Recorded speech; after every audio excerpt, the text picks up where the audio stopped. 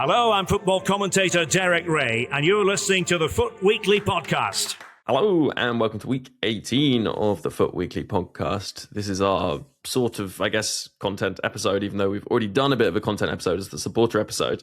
And I have to apologise, less prepared for this one due to a leak in my flat. Not like leaks ruining Team of the Year isn't something we're very used to. But yes, let's dive into it. We've got Josh Excels. Hello, Josh. Good to have you back. Yeah, good to be here. You took the leak joke I was preparing in my head and used it straight away. But yeah, I'm in slightly new surrounds because we're having work done in the house. So I'm now sat in the living room, which is why I got a blurred background because we had a takeaway last night. I've not taken it off the table yet. So, just these are the realities of recording the podcast. Nice. And we also have, returning after a little bit, it's game critic and consultant Brammers. Hello, good to have you back. A lot less hair on show currently. I am no longer just a wash dunk, I'm also a shave dunk. So washed and shaved. But yeah, belated Happy New Year to the pair of you, and thank you for having me back. No, it's good to be back. And yeah, I mean, we'll start off as we always do with pound for pound. We demonstrated on the supporter episode earlier this week that I mentioned that it is a bit of a struggle at the moment, and we've taken a few options off the table already. So yes, Brammers, who would you go for and nominate? Yes, it is now a little bit tricky because the one I was going to nominate was 𝘵𝗱𝗀𝗀𝘀, whose card is excellent, and I'm hoping to buy at the weekend. I might actually buy a card for once. So I'm going to go with Team of the Year 𝘬𝘯𝘰𝗀𝘀 Dembele. Although I did pack him last week. I don't know if anyone heard. What? Yeah, that was fun. That was on Friday. But I am going to go with Team of the Year. I'm going to go with 𝘵𝑆𝑖𝗰𝑰 because, first of all, I think she's probably one of the more packable ones. We've seen that already in the positional release. So people may actually get their hands on her, and it has meant that there's quite a lot of her already on the market. There'll presumably be even more over the weekend, so her price may even continue to go down.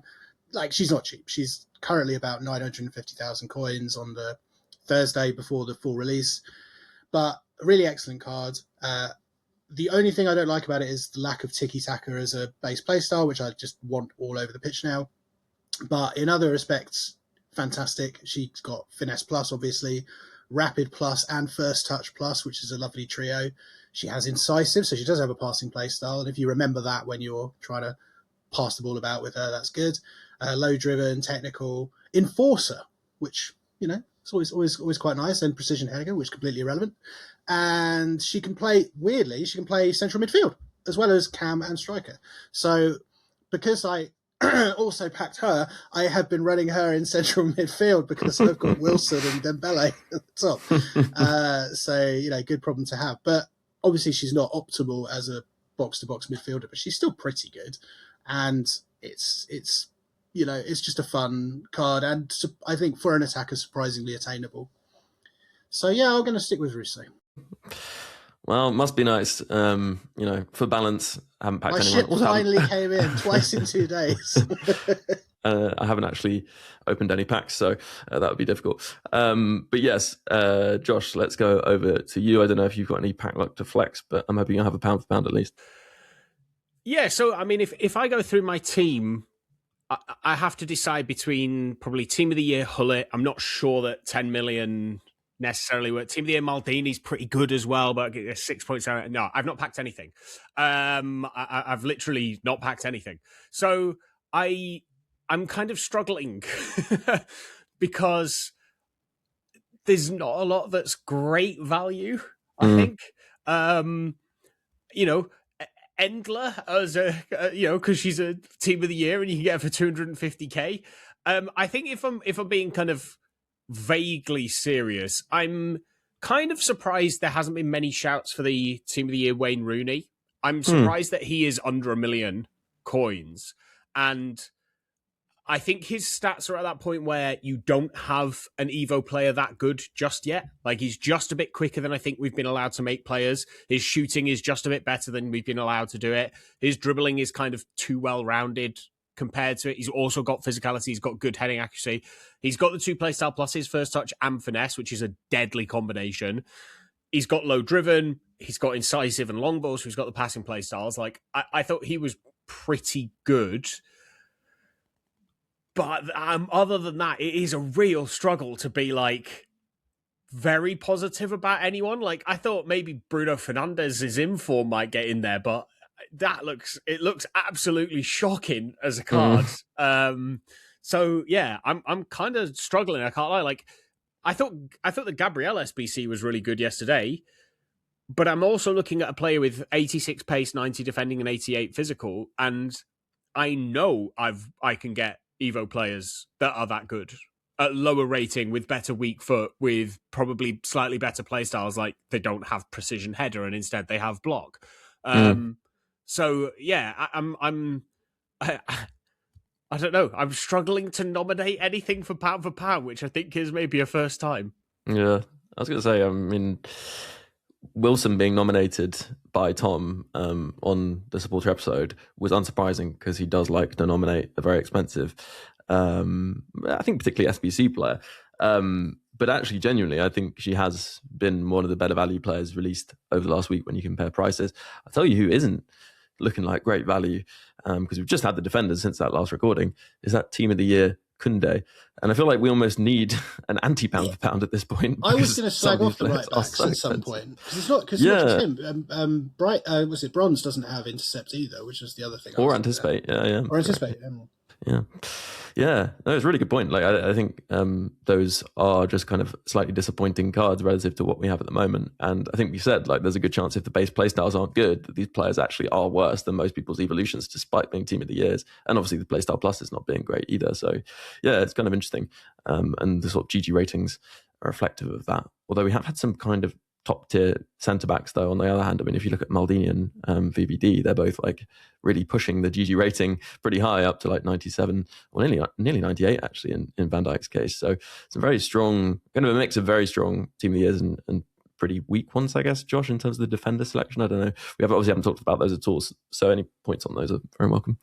Yeah, I think it kind of happens every year for defenders. Is there's one or two that feel thrown in there so that that's who you come away with from team of the year. Like if you're not an absolute psychopath with the packs, like here you go, you can have an 𝘵𝘬𝘬, you can take a 𝘚𝘵𝘴𝗶𝗍 and feel like you've achieved something, and really you haven't, because like they're just not brilliant. Like I was looking at Lucy Bronze's card and I was like, they actually gave her long throw as a base playstyle. Like they actively made that card worse. Like I actually don't think she's as bad as Koundé at all, because I mean, slide tackle and whip pass as your two playstyle pluses is just like we maybe talked on a gameplay pod a few weeks ago about slide tackle and how it's maybe slightly undervalued, but I don't think I would be choosing it as one of my playstyle pluses still. There's still probably about 15 others I'd have first.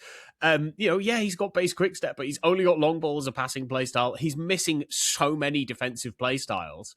And it's odd because you kind of compare it to, I brought up the Gabriel earlier, and you kind of compare it to him, and he's got jockey, intercept, and anticipate his base playstyles with Bruiser Plus, and that looks like a much more attractive card, even though it's only got one playstyle plus. And so I'm left a little bit confused as to what to feel about the kind of lower tier defenders. Obviously the top tier are insane, but the top tier are insane kind of across the board.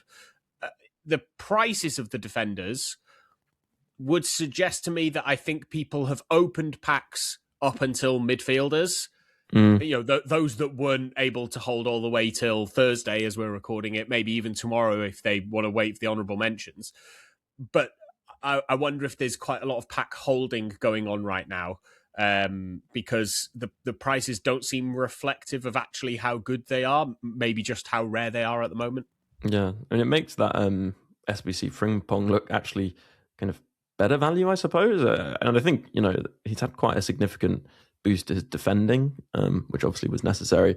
But he actually does have good playstyles for fullback. Like he has jockey, intercept plus, anticipate, quick step.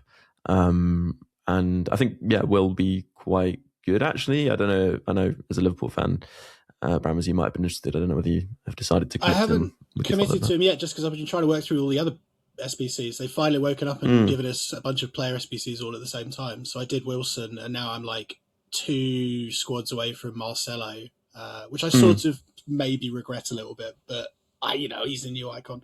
And I'm sort of halfway through Elise as well. So, but no, I think he looks fantastic. Amazing that we've got another Liverpool right back where you have to sort of say, yeah, but his defence, blah, blah, blah. But, it seems to be how it goes. I would love to do that card though. But we'll see. I don't know. It depends how much fodder I end up picking up over the weekend with all of this pack splurging, hopefully sending all the prices shooting down.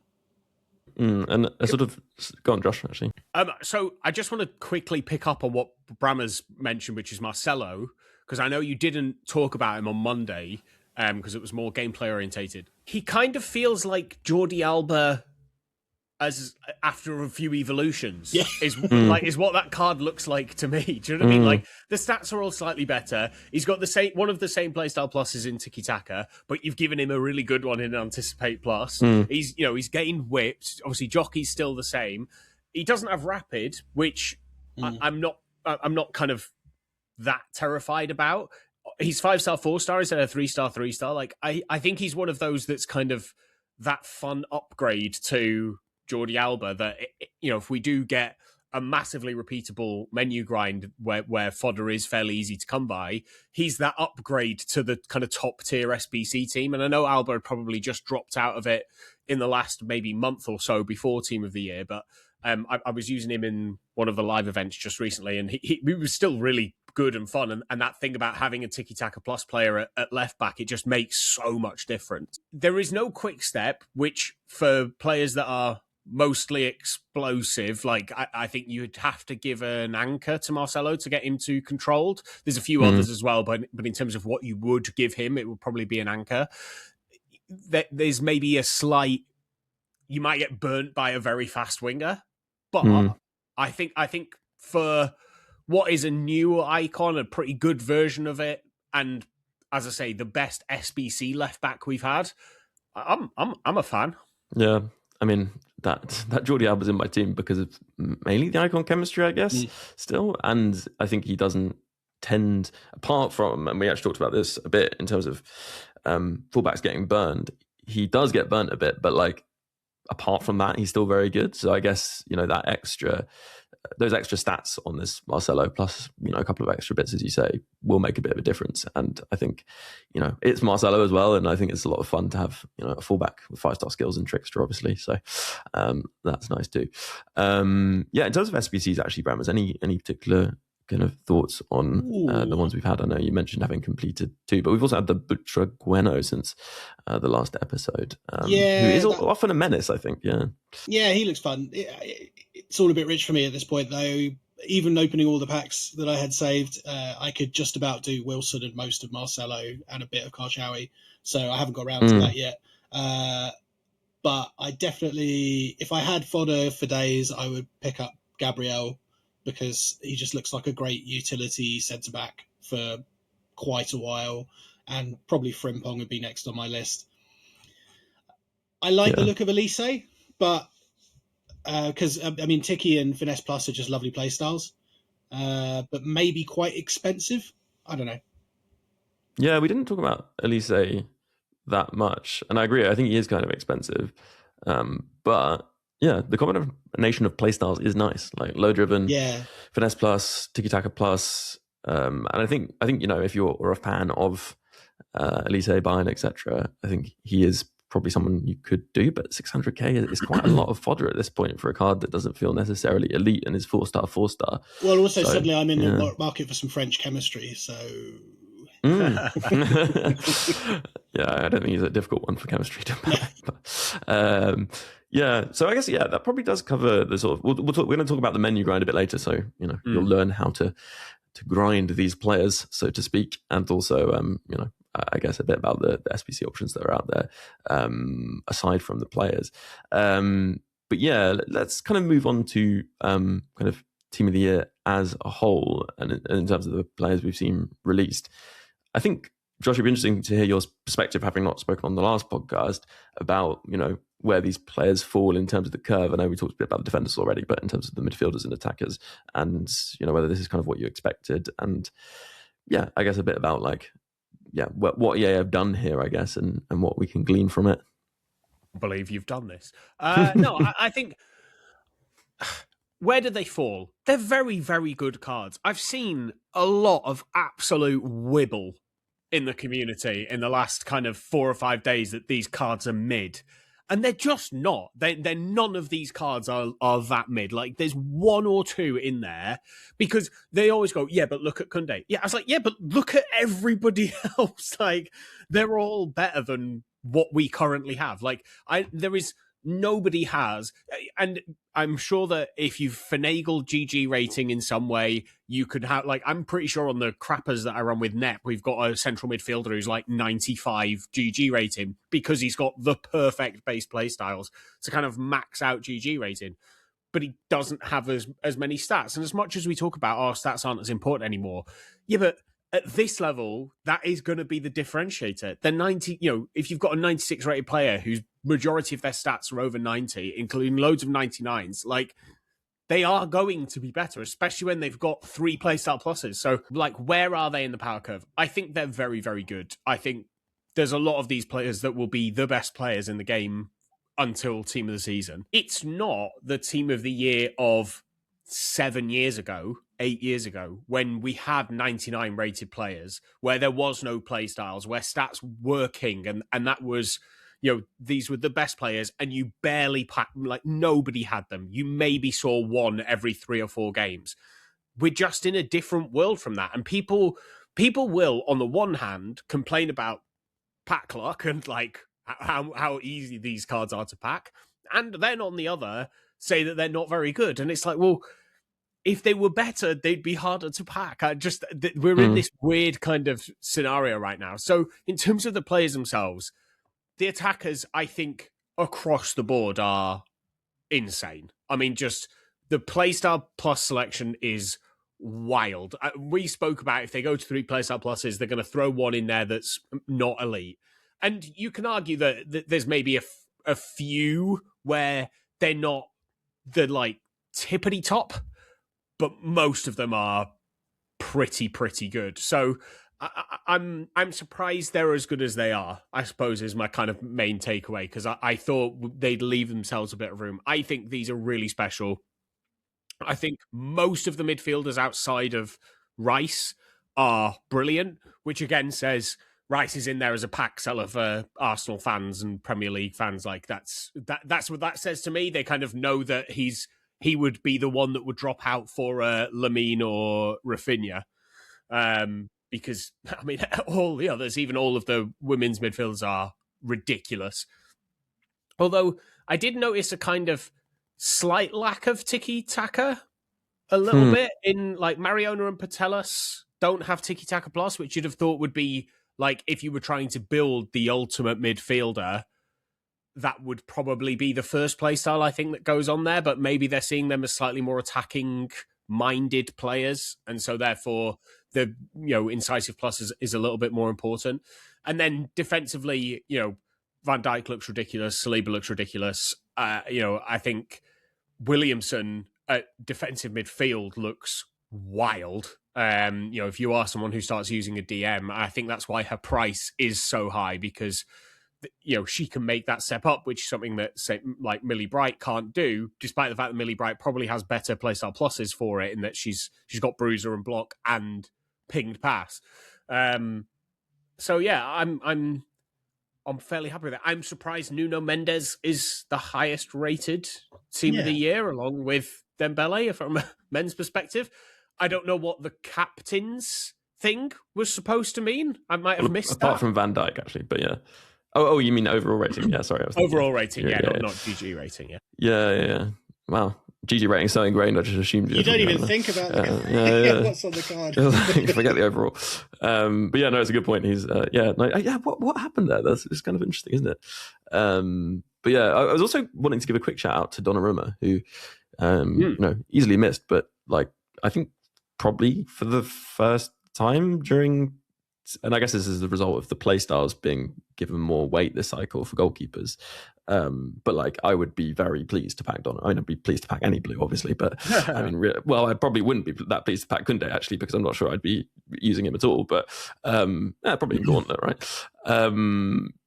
But yeah, Donnarumma, I think, is, head and shoulders above the next couple of goalkeepers. Was that a bald joke? Was that a bald joke? So he got called 𝘃𝗲𝗀 in Discord I was in, and that made me laugh heartily for those who are of a certain age. His team of the year pick actually does have hair, but the manager doesn't, so maybe that. But yeah, no, he has basically all the good goalkeeper playstyles. Well, he has all the goalkeeper playstyles, but he has far reach plus and footwork plus, which I think are two of the best playstyle pluses. And he also has far throw, which is obviously not so useful, but it is still useful. So yeah, he looks really good, and I think is someone that a lot of people would be very happy to pack. And also, we haven't really talked about the icons, but obviously there are a good selection of icons that have been released. I mean, Sega is just, as mentioned on the last podcast, like really good, and will drop in price presumably a bit more, you'd hope, maybe. And there are other good icons as well that have been released that are maybe slightly more affordable. Then there are the top end ones as well, which do compete with the team of the years themselves in attack and midfield and defence. So Brammers, what about you? Any thoughts kind of overall on where this team has been pitched?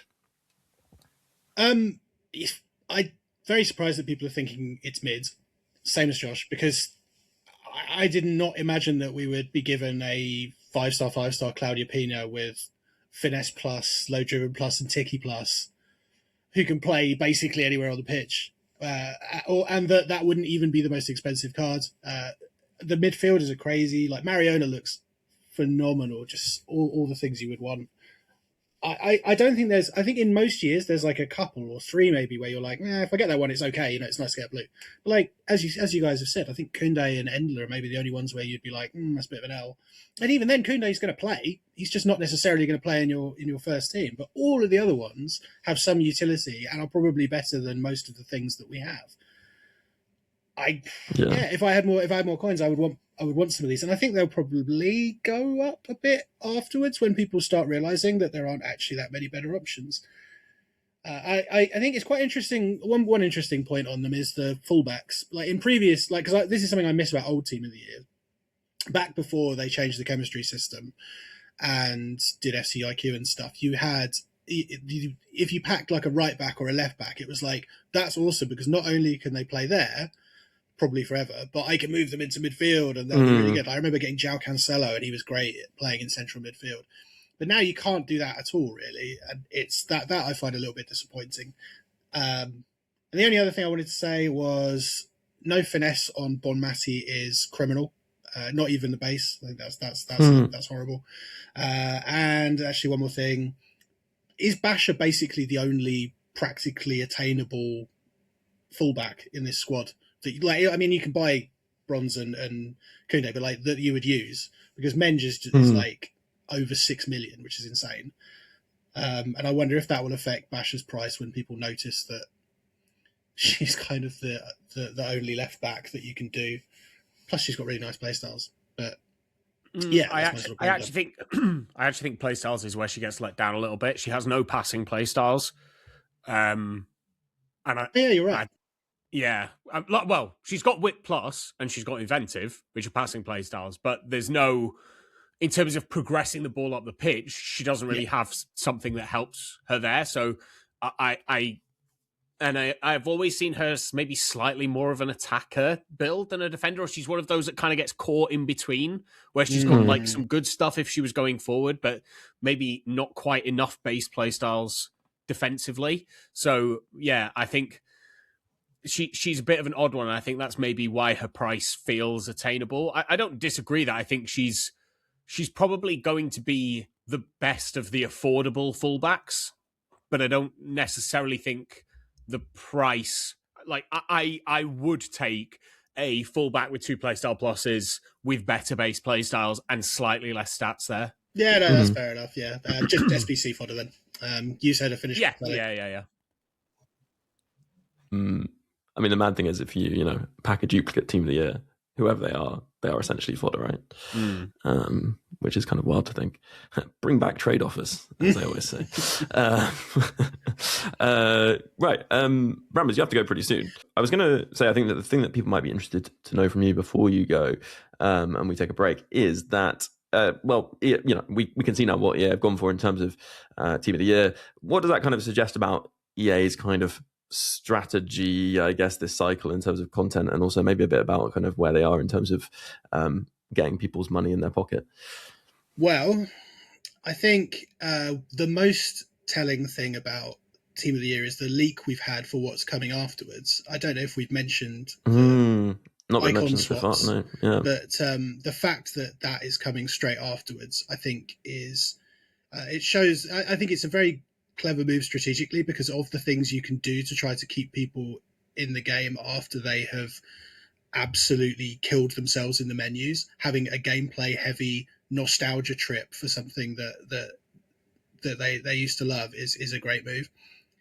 I think the content through Team of the Year in terms of the player quality, all those gold loan items, the just ridiculous SBCs, and there's some leaked ones I saw, I won't mention what they were, but that sound even more crazy, suggests that they really want to bring people back to the game for Team of the Year. And obviously we know they do generally, it's one of their tentpole moments, but it almost smacks a bit of desperation in to a certain degree. I know that, like, we say that all the time whenever they do anything, but some of the stuff they've put out has, I think, surprised me and us generally in terms of how good it is and how easily obtained it is. Like, it does feel to me like most people who play this game quite actively will go into next month with a team that is way better than they probably would have had at the same stage last year, and probably way better than fits EA's description of what they wanted to do with things like the power curve this year. So overall, I get the impression that once again they're using this as a tool to re-engage people, that they're very, very keen to do it, and that they do have quite a good plan for afterwards, because I think icon swaps, either in addition to or in replacement for future stars, is a better way of retaining people's interest over time into February. Yeah, it's interesting you say that, because I do think that's been an issue with past Team of the Year. It's like, oh, let's re-engage loads of people, and then coming out of it, they haven't really had a plan to kind of keep people in the game, which didn't really make that much sense. That's it. If you're going to bring the crack addict back, you can't just shove them, their veins full to bursting. You have to give them sort of, there has to be a gateway. Yeah, exactly. It's going to be a bit more of a gateway drug. Whereas in past, it's been like, come back and immediately overdose. Yeah, and also kind of burn out, I think, for a lot of people, because especially with that 82 times 20 grind that we'll probably talk about a bit later, like last cycle, I think there's a lot of people just like were spamming the menus so hard that they burnt out and then sort of stopped playing because there was literally nothing. They didn't really offer anything for people to move forward with. And there's also been a huge amount of gameplay offering at the moment. I don't know if that's something that has appealed to you. I know you're often kind of between the menus and gameplay, maybe more so menus, but has that been something that you've kind of sunk your teeth into? I've been doing all the cups. I hate the survival one, but the other two were pretty good. Some nice packs. It is what it is. One thing I did have on this note, a shower thought earlier today about power curve, which is we're heading into a World Cup sort of summer. Maybe the reason they're no longer that fussed about the power curve seemingly is that they have some sort of plan for a bit of a soft reset heading into the summer, where we can do like World Cup cards again and have lower rated squads or something. That would potentially allow them to be a little bit more frivolous during this period than we expected. But we'll see. Yeah, I mean, with the flexibility of those game modes, it does allow for them to do something a bit leveling around World Cup, and they'll probably get people into the game for the first time around World Cup. I imagine the game will almost be free at that point, and so it'll be like nice it's like 15 quid or something, and it was on Game Pass the other day, or there was some sort of offer. What was I about to say? No, it's completely gone. That's right. Josh looked like he wanted to jump in, so maybe the World Cup's not licensed though, is it? As far as we know, it's not. It's not licensed with EA. I'd be surprised if it is, considering they've already announced the Netflix thing. So, true. I don't know that they could do something as wide-ranging as they did for Qatar, where it was where we had all of those branded cards. Like, I think we'll obviously get content around it. They've done it around Euros where they don't have the rights to that. But yeah, interesting. Yeah, they did quite a lot, for Path to Glory in the past. It seemed to work, but I don't know if things have changed now, really. I remembered what I was going to say before I go, which was that with everyone now almost playing the modes that aren't champs and rivals and squad battles more than they play anything else, it does lend itself better to, like, playing with the power curve more as we head into the summer, by having like gauntlets that actually have squad requirements, for example, or tournaments that have more country-specific squad requirements. And if people are like happy to be playing those modes as opposed to the traditional stuff, then the power curve conversation becomes less significant potentially. Yeah, very good point. And on that mic drop, Brammers will leave us. And great to have you back on, even for just a bit. I'm sure we'll have you back soon. Thank you very much. And I wish you both very great luck with your pack luck with Team of the Year, and same to everybody listening. And I will see you soon. Yeah. I would do the same for you, but I don't think you need it. So. No. Cheerio. Thank you very much, Brammers. We'll take a break now. We'll be back in just a second.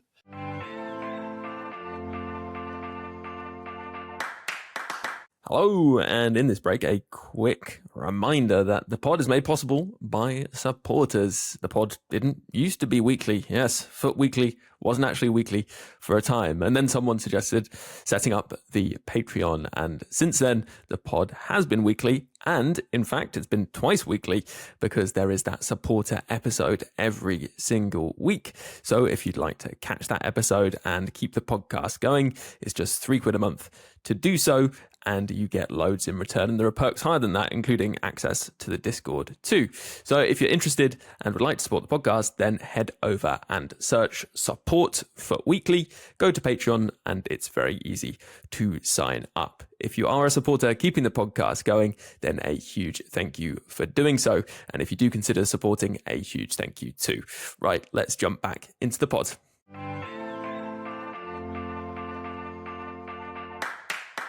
Hello, welcome back after the break. Right, Josh and I can get into some nitty-gritty. The first thing I wanted to bring up just briefly is people always ask about pricing of Team of the Year players, and it's something that is a little tricky, obviously, to predict. And we are at the kind of, or around that kind of flex point where we go from having positional releases into a full release. What do you think about kind of Team of the Year prices, like where they're at? There's an interesting comparison with last cycle as well, I think. Yeah, there is a slightly interesting comparison with last cycle. I think, where are they at? I still feel like defenders are high, even though they're the cheapest players. I think everything else is way too high. And I'm slightly leaning on kind of what we saw last year with this. So for all of the defenders last year, regardless of where they were in the pricing charts, they're from release until kind of the end of next week, they just are on a downward trajectory. So they kind of drop pretty heavily into this weekend coming, the defenders. And again, I think that's because people hold their packs early. So the prices are kind of super high when they come out. So like, if you looked at somebody like Van Dijk, even by the Wednesday last year, he was still around 15 million coins. As soon as it got to Friday, he dropped under 10. And by the middle of by the Monday of the following week, he was under 7. So it's that drop off for the defenders. I would anticipate happens again because I think people have held packs a little bit. The midfielders are a little bit more difficult to predict. Everything is fair to say everything will drop. I think I could be pretty confident saying everything will drop this kind of. Maybe tomorrow, but I think mainly Friday and through the weekend, especially with the Champs Rewards that will come out. Obviously, I know they're not as impactful as in previous years, but there is a pick that potentially contains a Team of the Year player in there. So, I do think that there's quite a hefty chance that we'll see prices drop across the board. And what happened last year is everything pretty much dropped all the way into February, kind of the middle of February. And then we saw a bit of a rise through to the end of March. And again, that's pretty much across the board, regardless of whether they're super expensive or super cheap. Everything kind of did the same thing. So I think we're probably at that point where everything's now going to drop. I wouldn't be spending coins on things. I think there's been some anticipation of that. Obviously, I'm not the only one who can look at prices from previous years, and traders and people who are looking at it have also seen that. And so you've seen, I think, some sell-off of those top-end cards. I know Haaland dropped pretty substantially over the last few days. So I think we'll see a similar thing, and maybe that will quash the potential drop in price as we get into Friday. But I would also be really wary if we do get an unlimited 82x20 grind again. I think prices could crater pretty quickly as people panic a little, even though I don't think they'll need to.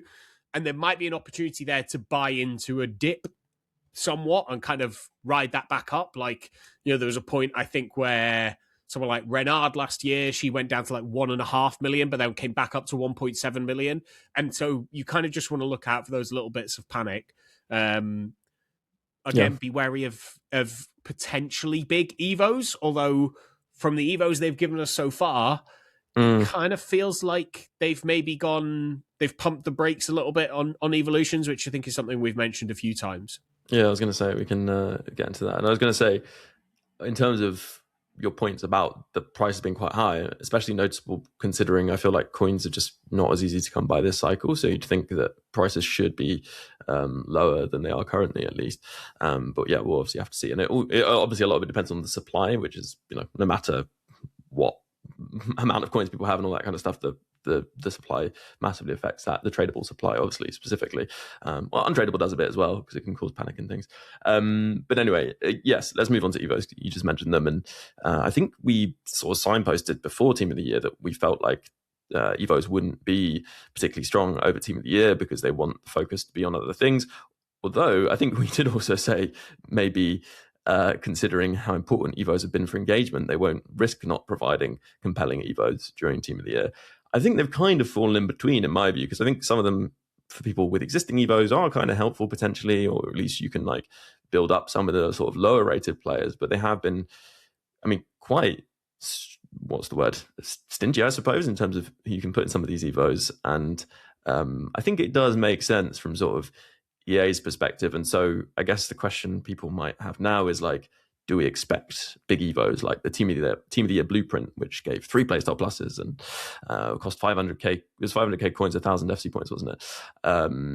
Yes. Are we going to get something like that? We have not had a 2 playstyle plus Evo yet, aside from Season Pass, but that doesn't really count. Aside from Season Pass, and aside from, because we know we're going to get a second playstyle plus That's from the true, I suppose, Team of the Year yes, honourable mention blueprint, type thing. I think this has been coming with Evos. I think we knew this was coming. It couldn't keep on being the same way, and they've stopped it even to the point of the silver icons. They've kind of really now gone hard on not allowing silver icons into a lot of evolutions. They've also started giving rating to some of those season pass Evos. So, there's a few of them where it's +1, +2 ratings, and there's one that's like +4 ratings in there as well. Whereas in previous season passes, there was no rating increase. So I think they're just wising up to why Evos are getting kind of so far away from them.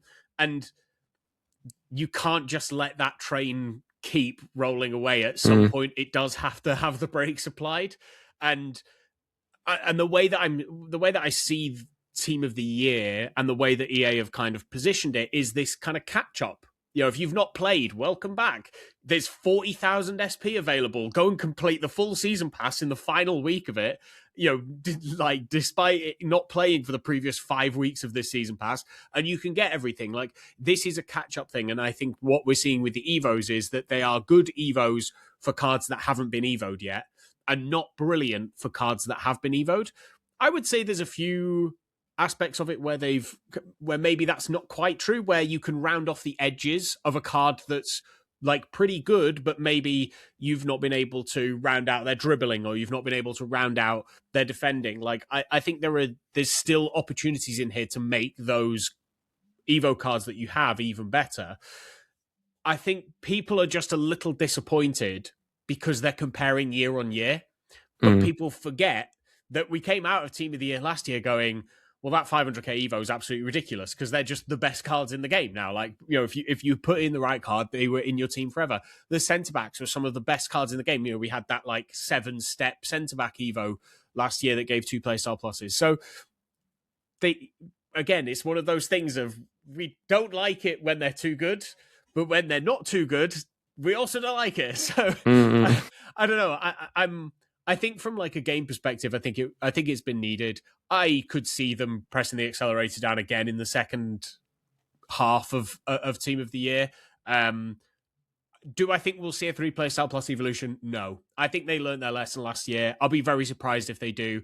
If they do, it will be because it'll generate a lot of money for them and not because it's what the game needs or requires. So yeah, I'm kind of expected this. I get people's frustrations. I get that they've not been brilliant. I still think there's a few good options in there. I think also people are beginning to wise up to that you can kind of, I don't know, work around the maximum systems a little bit, especially with these stat increase evos that are repeatable, because you can get like to 89, 90 dribbling and just have like 99s across the board and have a low dribbling stat. And so if you then get an evolution that just boosts the dribbling stat and is limited only by the dribbling in-game stat, not the kind of face card stat, then you can bring your dribbling up to like 99 on the face card because it's not been limited by the face card stat. So I think people are wising up to that as well. And I think EA then also have to then wise up to that and try and come back the other way. So I get people's frustrations. I think this is the natural cycle of Evos. They go from being what feels like behind the power curve, then they get really good, then they have to have the brakes applied to them, or we get into the weird rating thing, which I think is where we're at the moment, where there's a lot of max 85 rated evolutions at the moment, max 85 or max 86, and lots of people have 86 or 87 rated Evos, some 88 and 89. And I think we're just also in one of those little holding places where people's best Evos aren't fitting into these current ones. So yeah, I get the frustrations, but it's not anything I think we haven't seen before with evolutions. Yeah, the other thing is that there's a dearth of role pluses available at the moment. Obviously, we had those Evos which just gave, you could pay what is it, 10k or something. You get the role pluses for that position in every role. Whereas at the moment, you're kind of relying on maybe some of the bigger Evos or Evos like I think we had, what was it, Ultimate Fullback, which gave the plus roles. But notably not fullback plus, for example, which I don't know. It's funny, like it does feel like suddenly they've like changed tact all of a sudden in terms of Evos, which is interesting. One thing I would say is I do feel like we will probably get an expensive 2 playstyle plus Evo, maybe towards the end of Team of the Year, to keep people engaged and kind of create a bit of buzz around that. Maybe even on Friday. Obviously, we're recording this on Thursday, so that could be something they drop then because they like to drop a big Evo on Friday sometimes. But certainly, I would anticipate it over the next week. I don't think we've had any leaks about it yet, and I'd imagine there will be. So it could be a little bit further away. But yeah, it's interesting. I would expect that, considering the only kind of premium Evo has been that strike like Killian Evo, I think, which is like 50k 400 FP. We talked about it on the last podcast. It is kind of decent, but it's not kind of anything to write home about, I don't think. And then we've also had this, what was it called? The Wing? What was it called? Something like Royal Winger, that was it. Which again, like it adds rapid plus, but some of the base play styles are kind of slightly more suited to a sort of wing back, I guess, or a defensive right mid, which if playing it through at the back could be quite nice, I suppose. But not the roles for that position, right? So I don't know, kind of a bit of a weird one. But as you say, I think some of the Evos, and I don't know if you have any sort of favourites, are actually quite nice for just kind of chucking on a play style or boosting some stats. We had Block Party last night, I think, which gives Block Plus, maybe not the most meta, but the base play styles, if you could avoid the Block Plus, are Intercept and Pinged, which are good. A nice boost to reaction strength, short passing and composure, specifically, and +4 defending. But it is 2 overall, so just something to look out for on that. Yeah, any that you wanted to shout out as kind of ones that people should potentially look for, and add to certain positions? So there's a few things. The first thing I would say is we've got a new season pass coming up again on Thursday, as I mentioned it earlier, but that will bring with it a lot more evolutions. Obviously, we won't be able to unlock those for a little while, but it'll be worth keeping your eye out on that. I know a lot of people at the moment are kind of keeping their powder dry on Evos because they feel like there's something must be coming. And so I don't want to complete things that then means I can't do this great path further down the line. So I get that. I think new boots was a pretty fun evolution. I know it's quite an old one now, but I know it gave a +1 overall, but I just think the base playstyles it gave were unbelievable. And 2 pace and 2 shooting, it is probably worth a +1 if you're getting the +2 of those, or if you're adding any of those base playstyles. Yeah. Well, also just to interrupt about new boots, I think there's not a dud playstyle in there, which is really nice.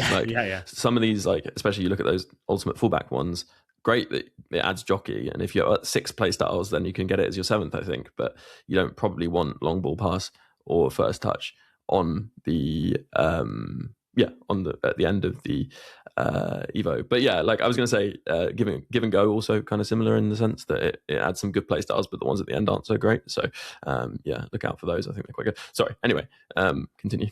Yeah, no. So the last thing I would say is just on the Team of the Year honorable mention builder Evos. We haven't. I know that they've released kind of some information about what they will look like at the end, and you've got that info screen in the game and stuff. I think it again points to the fact that their delivery method for the information they give us isn't ideal for these Evos, where it's like got a multiple step thing. But what I will say is, I'm surprised they were as kind as they were to essentially allow you to take anyone on the pitch and get them into this Team of the Year builder evolution, because they gave us the centre-back to CDM, the left mid, right mid to centre mid, and the striker to cam. So unless you only had winger, which I don't think you can do, or you only had fullback and didn't have left or right mid, which could be the case, you could pretty much get any player into this kind of builder evolution. I think that was an interesting decision. I'm slightly surprised that they did it, because it obviously widens the pool of players that are that you can put into this quite dramatically. And yeah, I just think that there's an element of chaining that can go on there, where you can get enough good stats on the player that then you can boost everything else, because the kind of centre mid builder evolution is so wide ranging across the board of what it improves, that I think you can end up with some really, really good cards coming out of the back end of it. That they might not be as good as people want them to be, but I still think it'll be a stat improvement. It's just more that you're going to have to commit to the idea that whoever you put into this Team of the Year builder, you aren't going to be able to Evo again for 2 months. Yep. The one thing I was thinking though, is it possible in the season pass we get a second playstyle plus for an 89, considering we've got one for an 88 this season? And then maybe you're thinking, oh, should I hold off at least until we see the new season pass Evos before doing the second playstyle plus on that 89? I think potentially that could be sound advice. As always with Evos, like, don't rush them, but also don't leave them on the table if they're good, I think is the advice, right? Like, a lot of these ones that are around at the moment, as we've been saying, like, are actually quite good in terms of playstyles they're offering. Some of the kind of more minimal overall boosts versus stat boosts, and I think it could be worth giving a go. I was just going to say, actually, I took your advice recently. I think in the past you'd mentioned if there's an Evo which gives a big stat boost and a big rating boost, but actually the rating boost isn't as big as the stat boost, then it's quite a good Evo to do on a low rated player, so that then you can kind of get them ahead in terms of their stats and their overall stays relatively low. So I did that to this random Argentinian Silva who got this big overall boost, but got an even bigger stat boost, and now is at that kind of 81, 82 overall. So I can add, specific play styles and little stat boosts and things. And then you're creating, as you were saying, these players that have this kind of really strong, stats in the key areas, and also great play styles too, who kind of outperform how you think they perform. It was that New Year, was it called New Year Overdrive or the New Year Evo that added the Quick Step Plus to a player. But anyway, it's expired now, but there's something to look out for. And actually, I'm sure we could talk, Team of Year, busy time. I'm sure we can talk in more depth about kind of Evo techniques, I suppose, at some point, because I do think it's something to kind of look at, especially as they've been changing the way Evos work over time. And actually talking about Team of the Year business, one of the things people will be getting busy with is crafting SBCs and generating packs and all that sort of stuff. So let's take a break and we'll come back to talk about how to generate some packs during Team of the Year right after this.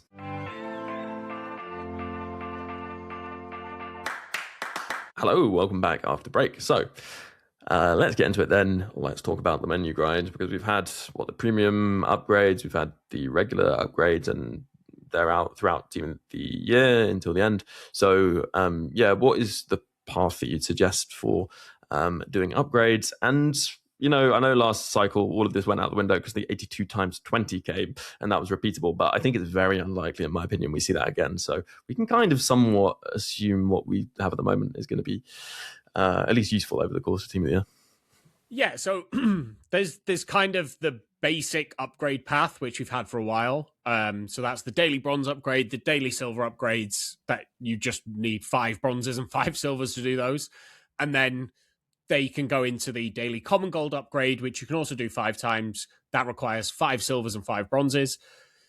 That gives you 55 gold players, 5 of them rare, 10 of them common. And that's kind of been the basis of the daily grind, where you can kind of generate cards. We're now at a situation where you have a decision of where you go from there. We've had the premium league upgrades have come out. So the packs that need 11 rares in the SBC and gives you 3 rares and 8 commons from a league. So obviously we've got the Premier League and the WSL, Liga and the APL, La Liga and Liga F, Bundesliga and Fraulein Bundesliga. So, and the NWSL and Serie A. I wouldn't be doing that one. I think they're like the best ones of those are going to be the La Liga and Liga F and Premier League and WSL, despite Liga having like a good number of Team of the Years, potentially might be your best bet because 𝗏𝑠𝘀 will be in there. I think if you're opening packs or trying a menu grind to pack the best, then Premier League and La Liga upgrades will be the way to go. For those, you need rare golds, and every day there is a daily rare gold upgrade where you can essentially turn 5 common gold players into 5 rare gold players. I would be doing that 5 times every day, because then that gives you those rares that can then go into the premium upgrade packs. So for kind of the daily stuff that's been there for a while, that's kind of tied up in a bow. You could just do those every day. I don't think you need to question those. There's the daily login, obviously do that every day. And then we've kind of got the fodder upgrade pack. So there's the 83x10 that's repeatable 3 times every day. That requires an 84 rated squad with an inform, and that's going to be here through to the end of Team of the Year. That's probably the first one that I would go to from a fodder upgrade perspective, because you pretty much get back what you put in. You may not get the informs back, but in terms of that 84 rated squad, it's unlikely that you'll open all 3 83x10s and not have enough to kind of make 3 more 84 rated squads. You'd have to get very, very unlucky. So that would be the first one I'd go into. Previously, we had an 85x3 upgrade, and that was an 83 rated squad and an 84 rated squad. And that was absolutely fine to do because there was no Team of the Week requirement. That got replaced by an 86x2, which requires 2 Team of the Weeks in an 83 and 84 rated squad. I think if you're someone who doesn't have a lot of Team of the Weeks in the club, I would be wary of doing that upgrade. I think it's quite expensive for what it is. So I maybe give that a slight miss. And then at the moment, kind of every day, we're also getting positional upgrades. So like at the moment, it's 5 times 83 plus defenders upgrade that you can repeat 3 times. Obviously, while the defenders are in pack, I would anticipate that when full release happens tonight, we'll probably get 5x83 positionally, maybe even 5x83, maybe even 3x85. I think they may bump that rating, but reduce the number of players just to give us like a little bit more of a chance of getting them. So that's the kind of two aspects. The question is kind of like, how do you link them in the middle? And there's a few ways that I think you can do it. The first way is we still have some of the winter wildcard upgrades in there. And in fact, one of them expired and came back, which I wasn't expecting, which was the winter provisions upgrade. So 4 times every day, you can submit 3 85 rated players and get a pack that contains 15 common golds and 25 rare golds that are rated 80 or lower. And the cost of that at the moment is about 9,000 coins, 9,200 coins to buy from scratch if you don't have any 85s in your club. That's cheaper than going out and buying those rare golds. And it's definitely cheaper than going out and buying the rare golds and the common golds. It's definitely worth doing all 4 times every day, in my opinion. Like, this is the time that you want to kind of stock your club with rare gold items so that you can then go and do those premium upgrades as much as possible. So the La Liga upgrades or the Premier League upgrades, you'd be able to do 2 of those. Obviously, you've then got 15 commons that you could put into whichever upgrade you choose. That's then the other question. People are asking, where do I put my commons? There's kind of there's 2 camps, I think, that people fall into. I don't think many people like doing the small league upgrade. So that's where you only get 4 cards back. I think it's 8 common golds that need to go in, and you get 4 cards back. 1 of them's rare, 3 of them are common from a league. So you're essentially kind of turning 5 common golds into 1 rare, but you only get 1 rare in the pack. Some people will do that because they want to specifically pack a team of the year. It's never been a part of the grind I've done too much. It might be something I kind of try out, and maybe when we do our content pod on Monday, I'll be like, actually, I really like this element of the grind, and this is how I would do it. There are some people who just go into the bog standard gold upgrades that gets a 2 rare gold player pack coming out at the end of it. So that's turning 11 commons into 2 rare golds. So you're beginning to see that's 5.5 commons to 1 rare gold. But we also have the Winter Wildcard crafting upgrade that is there repeatable until the middle of next week. Now, that does require rares. It's 2 rares and 5 commons for a 378 plus rare gold pack. That's the one that I think is the best one for the grind. I think you get the most packs out of it because it's still turning essentially 5 commons into 1 rare gold, but you're also submitting some rares with it and getting a 3 rare gold upgrade pack that is min rated at 78. And so therefore your chance of getting fodder, whether that be 83 or 84 rated fodder for those daily upgrades, or whether that be 85 plus rated fodder to go into SBCs. And you also have 3 shots at getting Team of the Year cards in there. It also can have Team of the Year icons in there, and you're going to be able to have honorable mentions. It's not league specific, so you can get literally any of them. And that's why I think this one's the best. However, I'm going to caveat it. I only think this is the best if you're using an extension on the web app. And I don't think we need to be coy about saying that anymore. It is a massively widespread thing. It's like leaks now. I think people didn't talk about it a year or so ago, but extensions are popping up all the time on the web app. And it's how people are building so many of these SBCs. And I think maybe post Team of the Year, it'll be worth us talking about what's happened to the pack weight.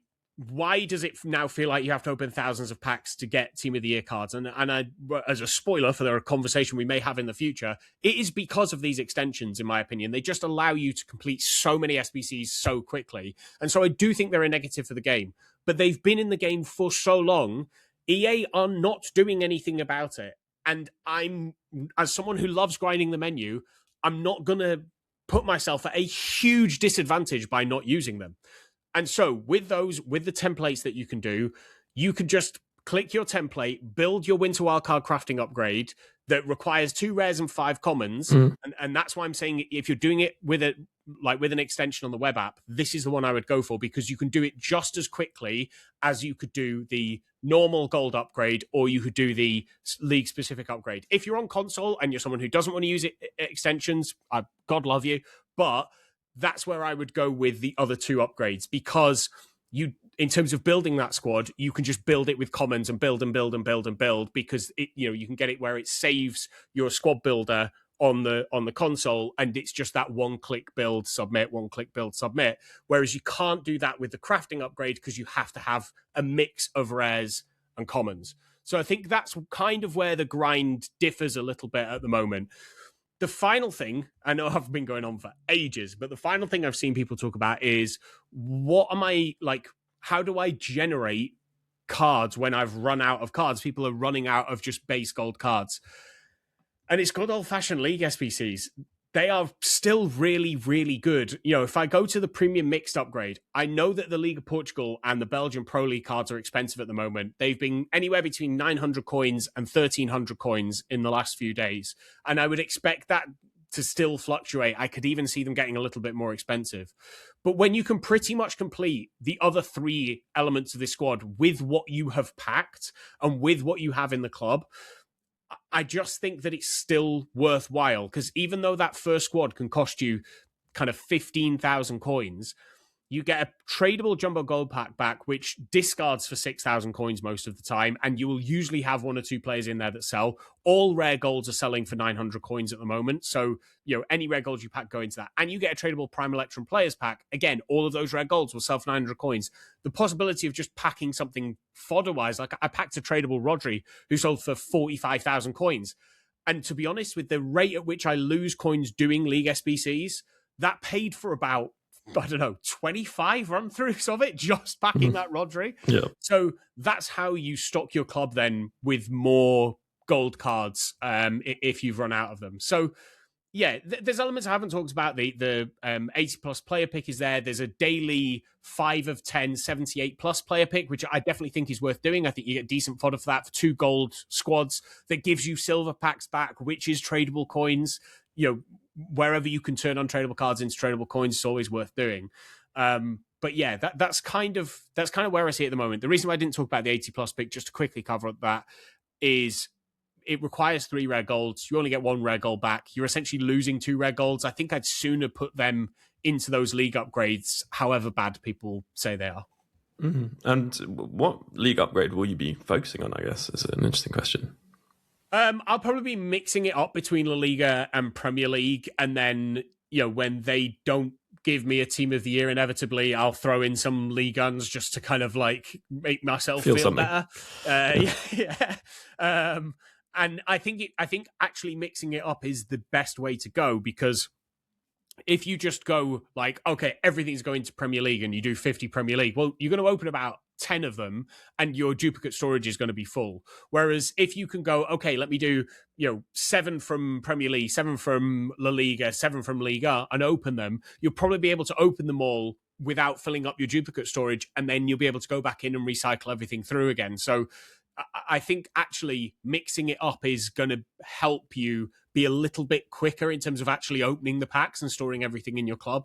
I'm giving all this advice as someone who hasn't packed a team of the year yet, but it's still very early days. I think people forget now, as a 2-week promo, it is a long time that all of these team of the years in packs. There is a lot of packs still to come. So I'm that would be the way that I think I'm going to be grinding, is mainly focusing on those winter wildcard upgrades, just because I think that 3x78 plus is a much better pack than people give it any credit for. Yeah, I mean, marathon, not a sprint, etc. Team of the year, I think. And also there's a lot of gameplay content around at the moment, and if only it was actually as rewarding as the menu grind, because people will be putting a lot of time into it.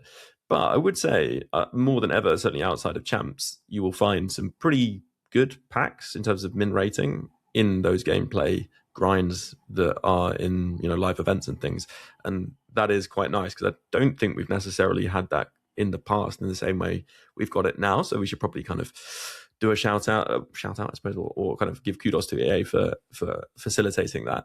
But that is good, because champs rewards, not particularly. I mean, they've got tradables, which is rare in the game, but I think considering that was a way that people who wanted to get rewards through playing previously would get their rewards, it just doesn't seem that appealing during Team of the Year, because really you can spend your time in other modes picking up min rating packs a bit more easily, which is a bit of a shift. I mean, let's be honest, a 7x86 plus pack for the Gauntlet is absolutely insane. That is something that you'd expect to see in swaps or something. Do you know what I mean? It's a really strong pack. So yeah, get in there, get some of these min rating packs, because the min rating packs do make such a big difference. good luck, everyone, I suppose, because that's probably about where we're going to end it. And, send in your questions, comments, if it's about the grind or whatever. The next episode, I guess, will be a supporter content episode actually early next week. And then we'll have probably even, it's like a Team of the Year focused gameplay episode later in the week as well on the main feed. So yeah, look out for those. And yeah, Josh, nice to have you back. I hope you had a good time away and good to get into Team of the Year. Yeah, no, good to be back. It was a lovely weekend away though, so I was like happy to have missed a little bit. I think I've come back with a little bit more energy than people that were kind of like on it from minute one on the Friday. I kind of got to start a little bit later. I'm looking forward to full release later on as well, and yeah, seeing who the 12th players are on both teams. But yeah, I hope we join on Monday with smiles on our faces and blues in our teams. Let's see. And United are back as well. Yeah, we didn't talk about that. Absolutely could have been like 9 or 10-0 against City. 3 dodgy offside calls. It was only one. Dalot definitely won the ball. There's not even a booking. Well, yeah. So we're back. Michael Carrick's army marching on. And also. Same again this weekend on Sunday, hopefully. Yeah, easy this weekend. Good to have, of course, all you listeners tuning in. A reminder that if you'd like to support the podcast, get an extra episode every single week, including those mentioned supporter episodes, then you can do so over on Patreon. Just search Support FUT Weekly or follow the link in the description of this podcast. And of course, if you're catching this on YouTube, drop a like, leave a comment, subscribe, etc. We will read the comments. And if you have any questions for the next episodes, do drop them in the comments. We always read them. And yes, thank you very much to all you supporters supporting the podcast, keeping it going. It is greatly appreciated. And to those icons too. Dave B, Darren W, Hugh J, Rob W, Josh R, Ralph, Brian, Michael B, Adam R, Make B, Michael H, Rob S, Michael K, Neil P, Jake S, Tom B, Alex M, Damon H, L, James B, Sam K, The Shirt Locker, Lee A, Chris G, Mark M, Dom P, Rob P, Roger D, Waterman, Also Ran, and Juicy. Plus a special thanks to Luke M, Dave B, Hugh J, Tom M, Darren W, and Pato Foot for advice and production assistance. Before I leave you, just one more thing to add though. Ultimate Team is a bit like life really. It has its many ups and downs. If you're having a few more downs than ups in real life in these more difficult times, then please don't feel that you're alone or need to struggle on without taking action. If you go to thecalmzone.net, there's loads of resources, advice, support, or even just a friendly chat for anyone who needs it. If it sounds like it could help you, then head over to thecalmzone.net. And for now, have a good one, and I'll catch you on the next podcast.